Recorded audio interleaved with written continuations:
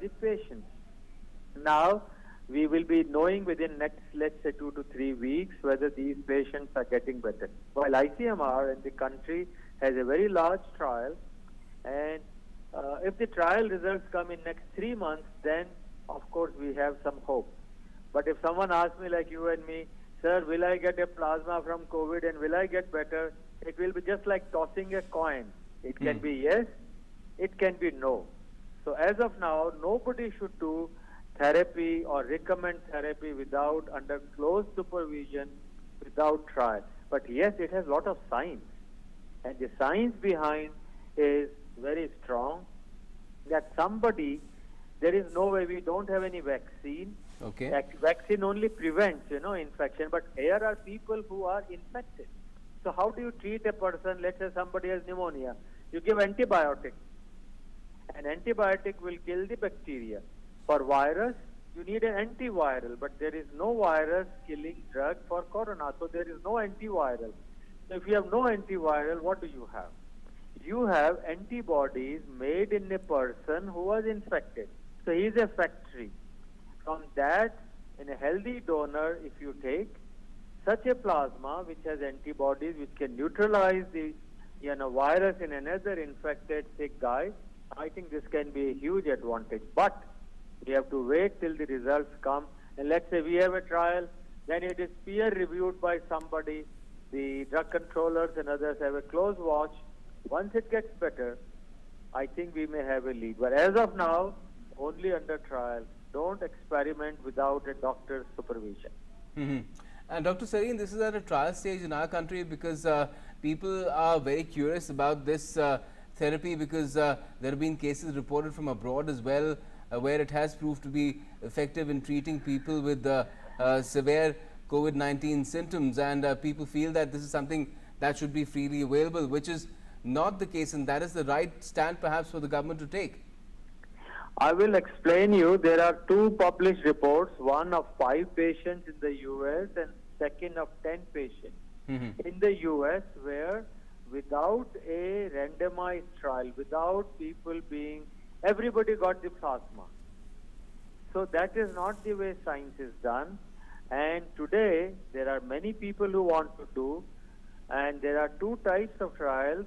One is a phase 2, which is for safety, if the product is safe, and then is phase 3, where you find out whether the drugs are actually in a large population group. So India is still in stage 2 and early stage 2 phases.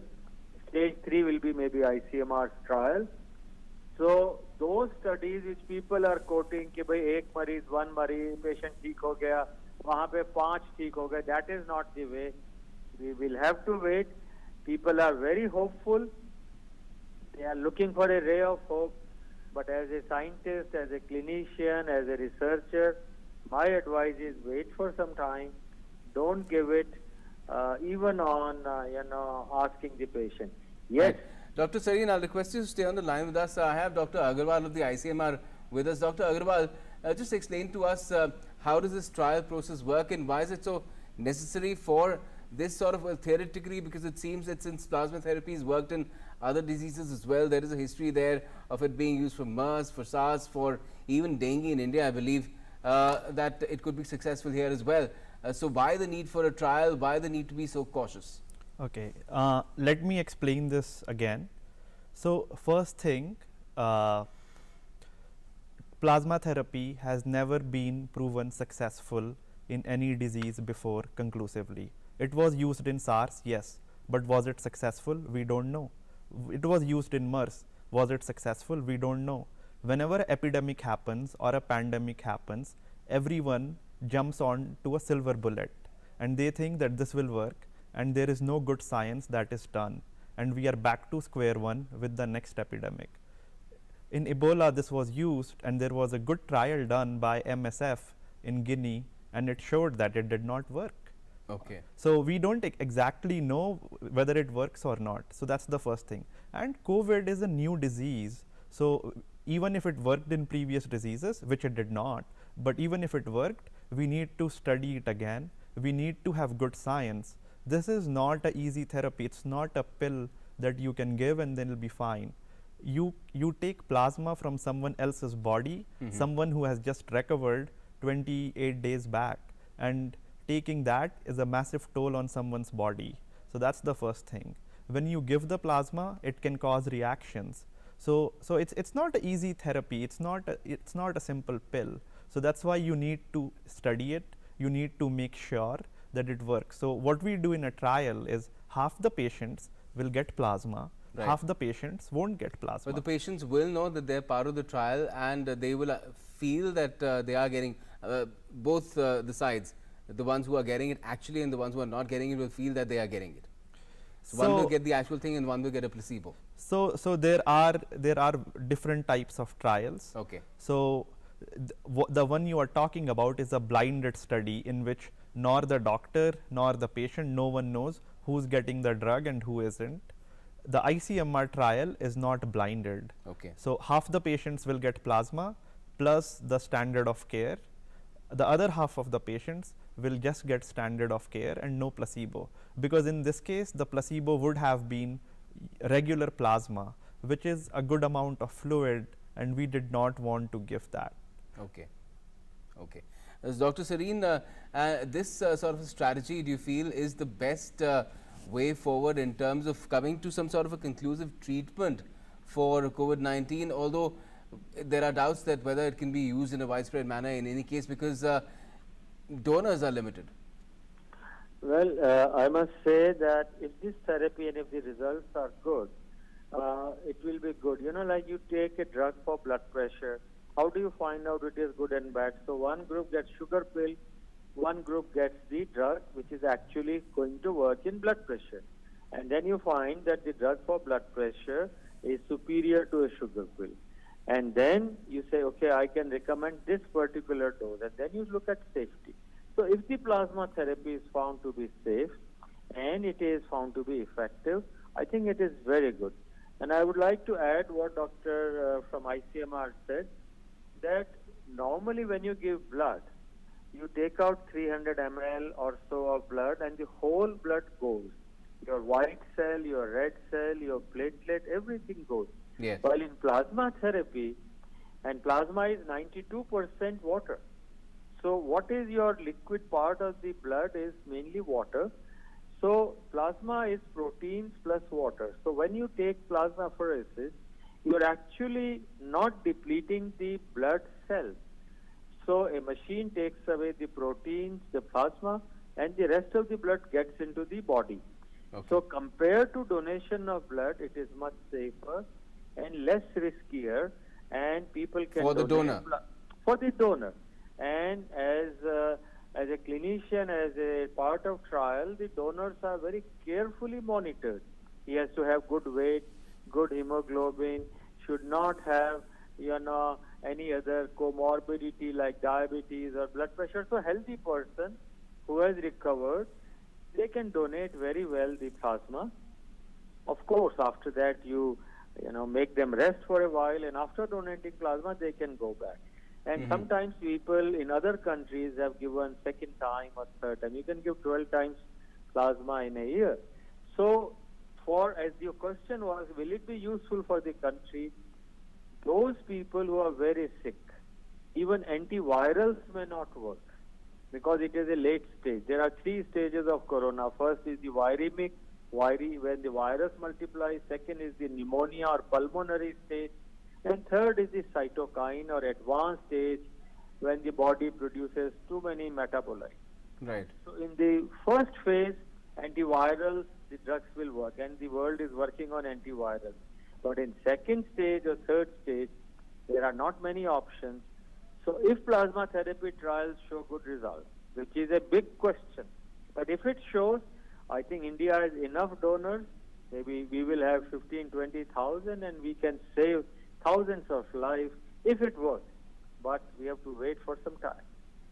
Okay. How much time, Dr. Agarwal, do you think one will have to wait to know whether this is an effective strategy or not, an effective treatment or not?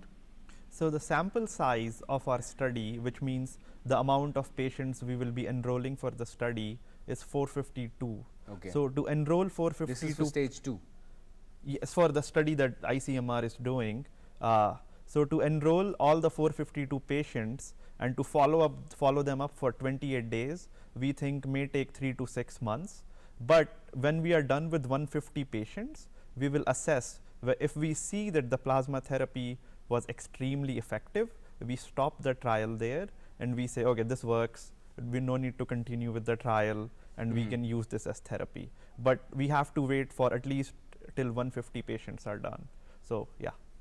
Okay, and are you getting a good number of, I mean, there are patients, of course, but are you getting good number of donors for the plasma, the kind that are required? The blood group should match, the RH factor should match. Apart from general health parameters, you have to conduct tests of whether the donor is, disease free in terms of all those red flags that go up if somebody has malaria or some other disease.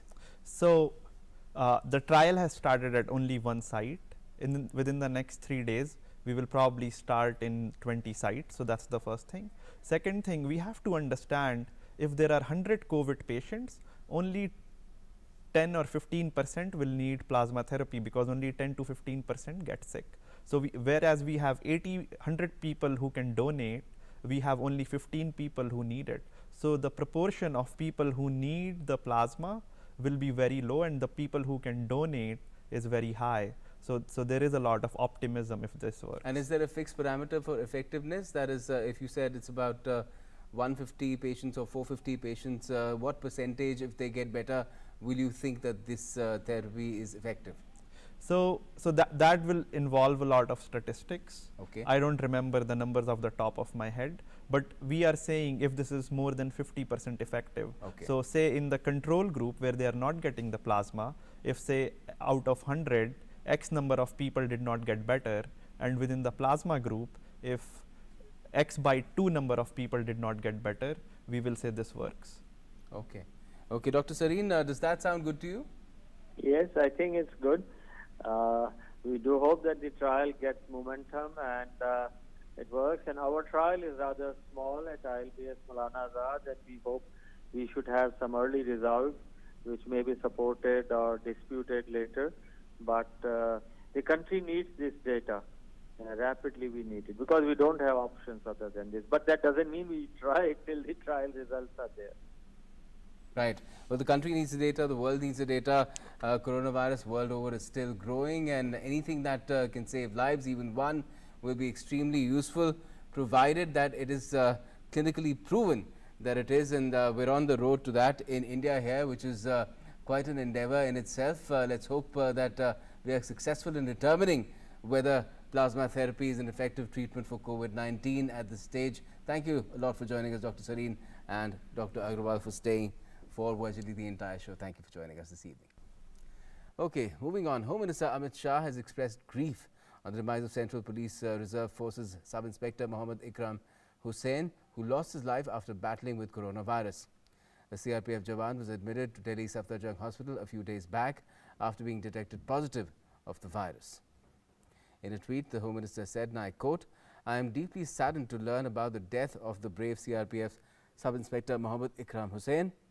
He fought bravely with the virus until the end. His contribution to the service and internal security of the country inspires all of us." I had spoken to the family of Sub-Inspector Ikram Hussain day before yesterday.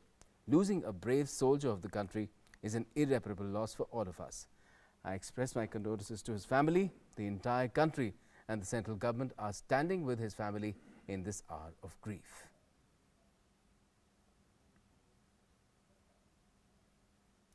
The Minister of Road Transport and Highways, Nitin Gadkari, has called upon all states and union territories to take urgent action so that blockades of trucks and lorries at interstate and union territory borders is cleared at the earliest possible, as smooth movement of essential goods to various parts of the country is important.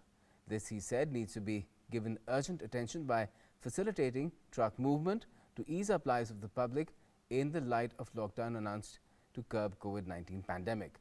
Speaking at the meeting of the State and Union Territory Road Transport Ministers held through video conferencing, Nitin Gadkari urged the ministers to intervene in such matters and ensure resolution through local as well as district administrations. Gadkari further pointed out that transportation of labour to factories, etc., may be facilitated by duly following the health protocols of maintaining minimum 1 meter distance, wearing masks, using sanitizers, etc. The Ministry of Agriculture and Farmers Welfare has said that wheat harvesting across the country is continuing at a brisk pace amidst the lockdown. In a press release, the ministry informed that farmers and workers are adhering to SOPs related to crop harvesting and threshing during Kharif 2020. The Department of Agriculture has circulated the SOPs to the states for compliance in order to protect health of farmers and farm workers and to contain the spread of coronavirus. The ministry also informed that the procurement of pulses and oilseeds at MSP from farmers under the price support scheme in 2020-21 Rabi season is currently in progress in Karnataka, Andhra Pradesh, Telangana, Rajasthan, Maharashtra, Uttar Pradesh and Haryana. 403 flights have been operated under Lifeline Udan in domestic sector by Air India, Alliance Air, IAF and private carriers. 235 of these flights have been operated by Air India and Alliance Air. Lifeline Udan flights cover a distance of over 3,97,632 kilometers to deliver essential and medical supplies of around 748.68 tons till the 27th of April 2020 for people across the country. Lifeline Udan flights are being operated by the Ministry of Civil Aviation to transport essential medical cargo to remote parts of the country to support India's war against COVID-19.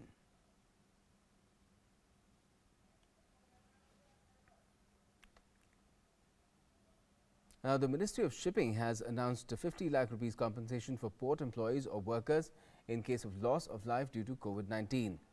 All port employees, including contractual labourers employed directly by the port and other contractual employees, are covered. This compensation shall remain in force till the 30th of September 2020.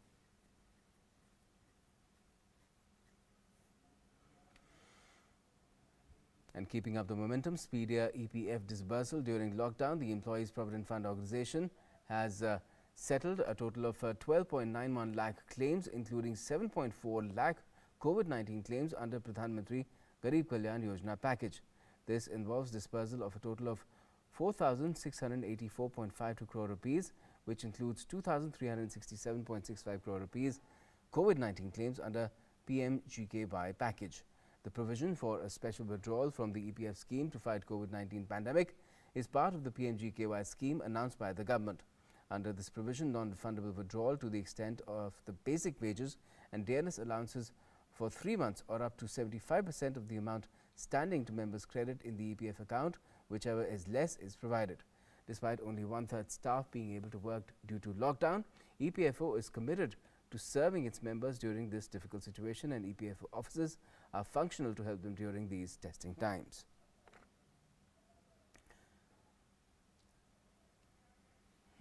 Moving further, people have recovered from COVID-19 and they're being applauded by hospital staff as well. They've expressed gratitude towards medics as well as government for care and hospitality being given to them during treatment. These people have defeated the pandemic and have been discharged from hospital. Take a look. Senior citizen Ram Charan Gupta, resident of Vanganga, Indore, has returned back to the normal life by defeating coronavirus. He was being treated at the MV hospital. Ram Charan Gupta appreciated the hospital staff and physicians. बहुत अच्छा लगा यहाँ के staff के प्रति, और staff निचला स्तर तक का बहुत सावधानी पूर्वक बहुत अच्छे से भाईचारे से व्यवहार करते हुए यहाँ हम लोगों को सेवाएं दी. 2 more patients who recovered from coronavirus expressed gratitude towards medical staff and government for proper care and hospitality during the treatment. नाम अनस है, हम सिनेमा के रहने वाले हैं. हमें अच्छा ट्रीटमेंट मिला है यहाँ पर और हम स्वस्थ होकर घर जा रहे हैं. मैं लोगों से यही अपील करता हूँ कि अपना अपना घर में रहे और स्वस्थ रहे, और खांसी बुखार या फिर कुछ भी बीमारी लगे तो अपना इलाज करवाए. यहाँ का स्टाफ अच्छा है, सब टाइम से देते हैं, गोली दवा भी, न डॉक्टर भी अच्छे से जांच करते हैं. आज मैं खुश होकर घर जा रही हूँ. Savai Mansingh Hospital of Jaipur has cured the oldest 90-year-old Jaipur resident who was a corona patient. This is the first such case in the state in which a 90-year-old patient has been treated successfully. The hospital staff gave him an affectionate send-off after he recovered. Dr. Gordhan Meena, in charge of SMS infectious disease, said that COVID-19 can be conquered by positive thinking and timely treatment. He also stated that proper precautions need to be taken to prevent the spread of the virus. अनुशासन में रहे तो वो negative आते हैं, जैसे कि हमारे 90 साल के जो मरीज उन्होंने अपना हौसला रखा, सहन शक्ति रखी, इसलिए आज वो जो है यहाँ से बिल्कुल ठीक होके जा रहे हैं। तो मैं तो आज ये कहना चाहूँगा कि घबराएं नहीं और हमेशा हौसला रखें, धैर्य रखें। Recovered patients said that there is no need to be scared of this disease, adding that the spread can be prevented by taking precautions and following the guidelines of the government to stay at home and maintain social distancing norms. Newsnight Desk, DD India. Now, the Asian Development Bank has approved a $1.5 billion loan to the Government of India to help fund its response to COVID-19 pandemic. This includes support for immediate priorities such as disease containment and prevention, as well as social protection for the poor and economically vulnerable sections of society, especially women and disadvantaged groups. In a press release, the bank said ADB is fully committed to supporting the Government of India in its response to its unprecedented challenge. The Quick Dispersing Fund is part of a larger package of support that ADB will provide in close coordination with the government and other development partners. Prime Minister Narendra Modi spoke over the phone today with Joko Widodo, the President of Indonesia. The two leaders exchanged thoughts about the spread of COVID-19 pandemic in the region and the world. The Indonesian President appreciated the facilitation provided by the Government of India for supplies of pharmaceutical products to Indonesia. Prime Minister Modi assured him that India would do its best to prevent disruption in supplies of medical products or other commodities traded between the two countries. The leaders discussed issues related to their citizens present in each other's countries and agreed that their teams would remain in touch to ensure all possible facilitation in this regard. Prime Minister Modi underlined the fact that Indonesia is an important maritime partner in India's extended neighborhood, and the strength of the bilateral relationship would help both countries in fighting the effects of the pandemic. He also conveyed greetings for the holy month of Ramadan to President Widodo and to the friendly people of Indonesia.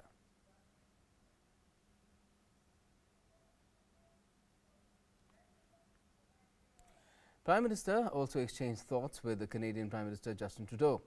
In a tweet, Prime Minister Modi said, and I quote, had a warm exchange with the PM Justin Trudeau, thanked him for looking after Indian citizens in Canada in these difficult times. Collaboration and partnership between India and Canada is vital to fighting the pandemic, including through medical research and supply chain management.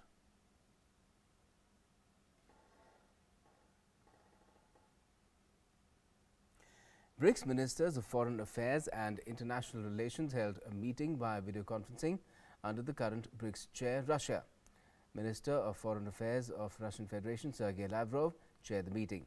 External Affairs Minister Dr. S. Jaishankar represented India. This video conference was convened in the backdrop of the COVID-19 pandemic crisis. The discussion centered around COVID-19 crisis, its impact and BRICS response. The BRICS foreign ministers also discussed the activities to be undertaken under Russia BRICS chairmanship in 2020.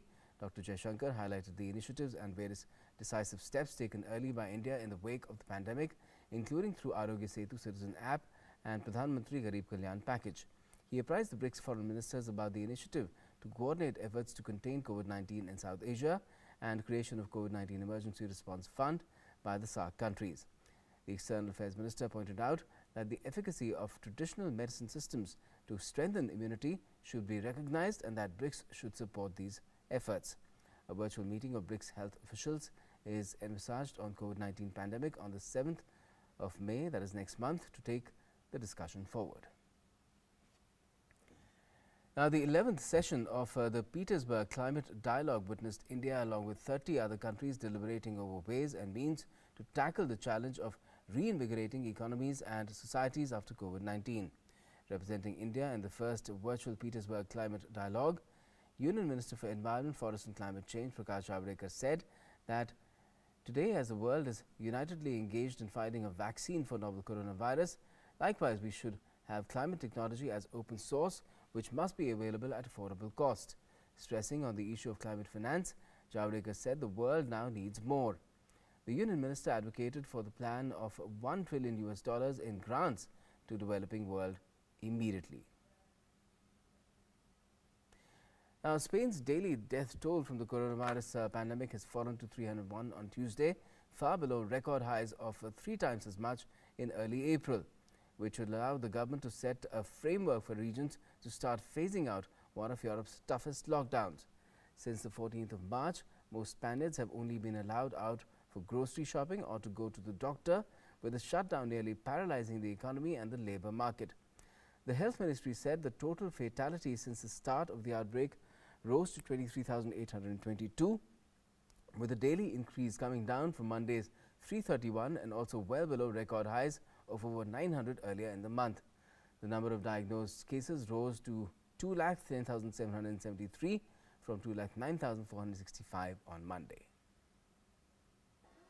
New York cancelled its 2020 Democratic presidential primary election because of the coronavirus pandemic, infuriating former candidate Bernie Sanders' campaign and his supporters. They called Monday's decision to a strike against democracy. The Democratic members of the State Board of Elections voted to nix the primaries. New York will still hold its congressional and state-level primaries on the 23rd of June. Commissioner Andrew Spano said he worried about potentially forcing voters and poll workers to choose between their democratic duty and their health. While there will still be other offices on the ballot, Spano reasoned it made sense to give voters an opportunity to choose in contested races, but not to have anyone on the ballot just for the purposes of issues at a convention.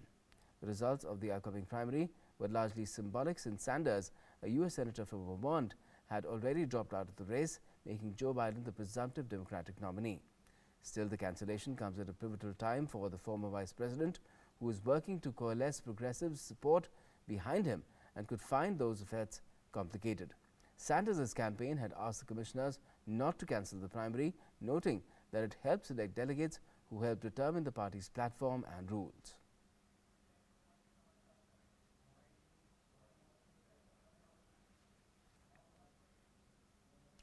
And that's all we have for the moment in this edition of Newsnight. But as we leave you, take a look at these this unique show of solidarity by the J&K Police, led by DGP J&K Dilbagh Singh.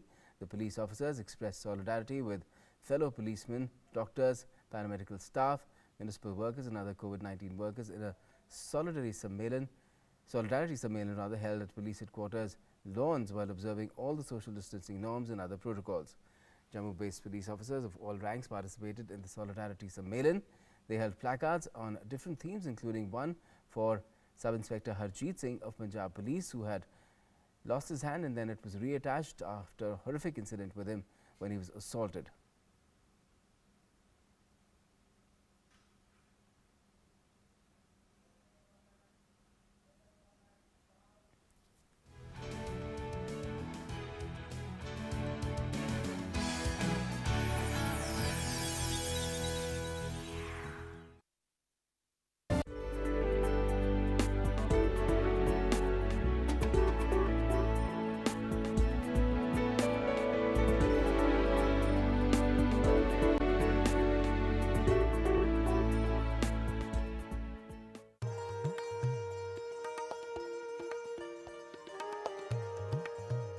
India is a spectacular adventure destination, especially for trekkers who will find some of the most challenging and enthralling trekking routes in the country.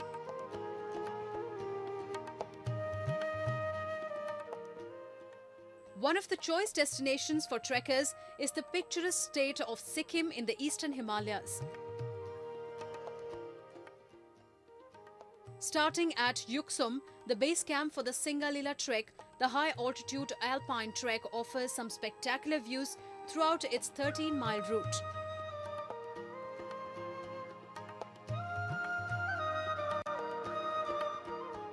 To add a cultural aspect to your trek, visit some of Sikkim's monasteries.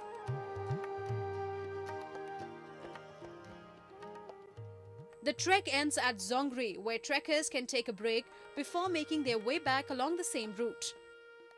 Yeah, I like nature, and I want to walk in the hills just to see the differences between the nature here in Sikkim and my home country. When trekkers reach the state of Jammu and Kashmir, they know they are in adventure paradise. For the die-hard trekker, Ladakh, renowned for its remote mountain beauty and culture, offers the most picturesque and challenging treks in northern India. Its high mountain passes will give you a wonderful view of the mountains and amazing landscapes.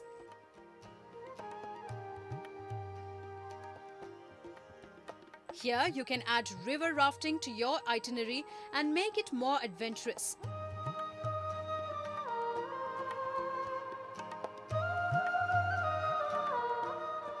Kishtwar and Bhadarwar regions in Jammu are also endowed with excellent trekking routes. The thick blanket of snow on the mountain peaks and the undulating terrain has amazed many a trekker.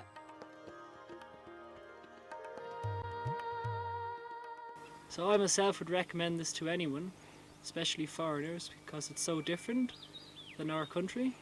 In the country I come from, it's very flat, no big mountains like this. So this is most beautiful to experience, this undulation and the wild scenery. Sanasar near Jammu also offers another exciting trekking experience. But if you want to add on to the thrill, try parasailing and rock climbing.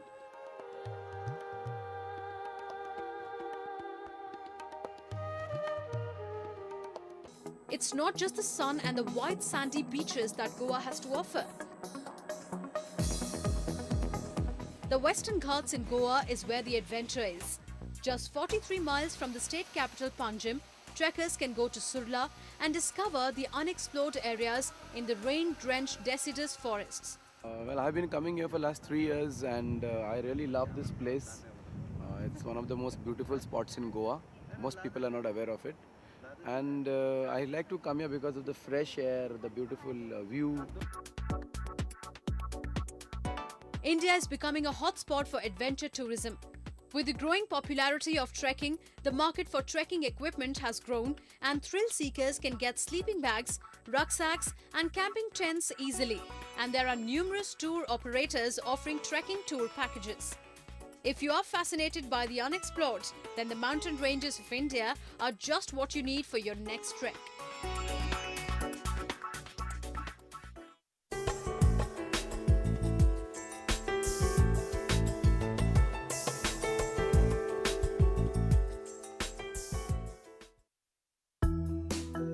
The time has come that we as the people of the country unite together to stop what is called the transmission chain, because it is the time that we make sure that the infection do not spread from one person to another. Why is it most important is because many of the people who would be carrying the virus can be asymptomatic. That is one thing which is very important. And the second thing is that even if the symptoms occur, they occur after a couple of days. In fact, it could be even up to 10 to 12 days. So we have to make sure that all of us stay at home. It is very important that we make contact with other people as minimum as possible. This 1 meter distancing should be the buzzword now.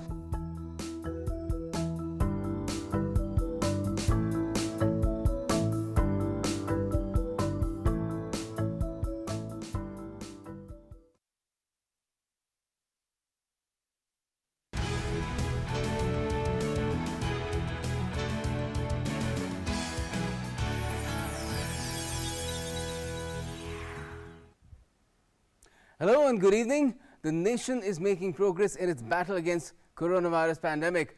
The recovery rate has gone up further today to 23.3%. And we'll be talking about that in Newsnight tonight, along with the big question of the way forward in this fight. I'm Gautam Roy. We'll also be talking about plasma therapy for treating COVID-19 with experts, which right now is going through clinical trials in the country at a national level. But first, our headlines. The central government says plasma therapy for COVID-19 is subject to a national level trial under the ICMR at this stage. Its unauthorized use could be harmful apart from being illegal.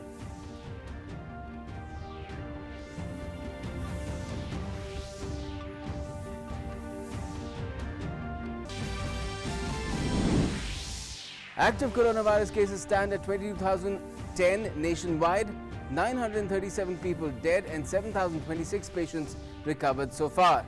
The government says the lockdown is proving to be effective. Health Ministry says before lockdown, the doubling rate was 3 days, which is now increased to more than 10 days. Recovery rate has also improved further.